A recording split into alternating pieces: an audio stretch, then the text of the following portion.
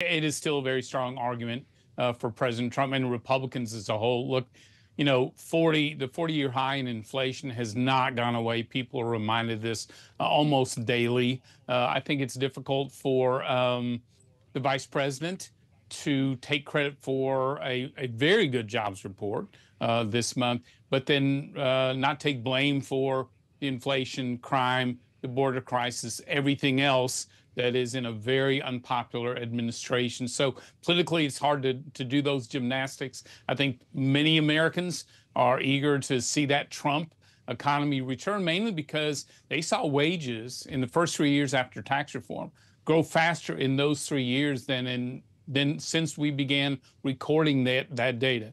New job opportunities, very low poverty, income inequality beginning to shrink. So I still think the president has a strong lead there, but he's got to make the case of what he'll do going forward.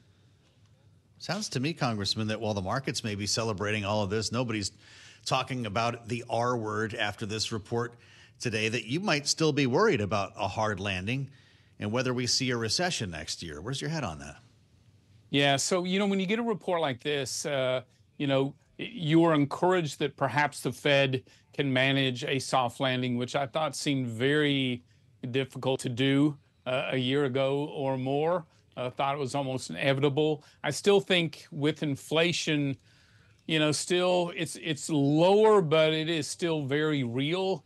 And I've noticed that in the last two economic stretches where we had very high inflation, it took the U.S. 6 and 8 years, respectively, to really work themselves out of it, in part because, the Fed needed to make really those consistent decisions to pour water on that inflation fire. So this is one of those things you just can't take for granted. It will go down. And look, I look at the numbers on this port strike and what the unions are getting, 10% pay raises per year, plus perhaps blocking productivity and innovation that helps lower costs. I worry about these agreements either costing jobs or being a factor for future inflation.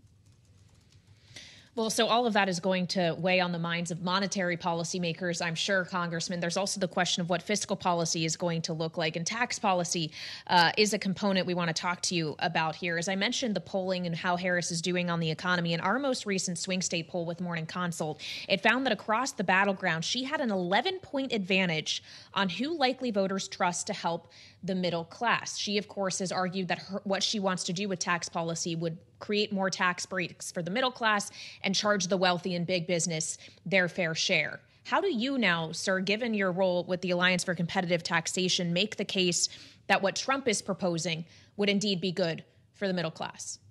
Yeah, so I will tell you this. I think with President Trump focused on extending the Tax Cuts and Jobs Act that was proven to be remarkably strong in paycheck growth, in job growth, certainly in growth of the U.S. economy, in our competitiveness overseas.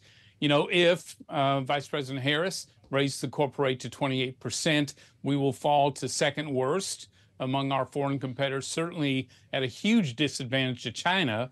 And more importantly, back home here, a new report by the Alliance for Competitive Taxation shows that if she's able to raise the corporate rate back up to 28%, that Americans on average will lose over $600 in wages. In some of the swing states like Ohio and Pennsylvania, you will see lost wages total of between $2.5 and $3 billion, major increases for working families. So I still think President Trump has a stronger economic plan, and he's got to make sure he's clear about, is he using tariffs for leverage to gain fair trade practices, or is it going to go across the board, which I'm growing each day a little more skeptical about. Congressman, how nuanced is this debate going to be? A couple of months ago, we were talking about simply extending what everyone has come to call the Trump-era tax cuts. But since then, any number of exceptions have been put forth by the former president. No taxes on tips, no taxes on overtime, no taxes on Social Security. He even wants to restore SALT. And I wonder, having been actually in charge of the Ways and Means Committee when all of this stuff took place, Congressman. If that changes the debate, now that you're making all of these exceptions, what does that mean for the final product? Does SALT need to be paid for? Does tips and overtime need to be paid for? Yeah, I will tell you, I think both campaigns are writing checks that I'm not sure Congress can cash, whether it's new spending on, or Vice President Harris for child tax credit for housing, for extending the very generous Affordable Care Act, premium subsidies or SALT, or as you mentioned with President Trump with tips, overtime, Social Security, and SALT. These are huge ticket items on top of simply extending the current very pro-growth tax code. That too is about a $4 trillion cost as well. So Congress is not going to have the space, fiscal space or political space to do all of that.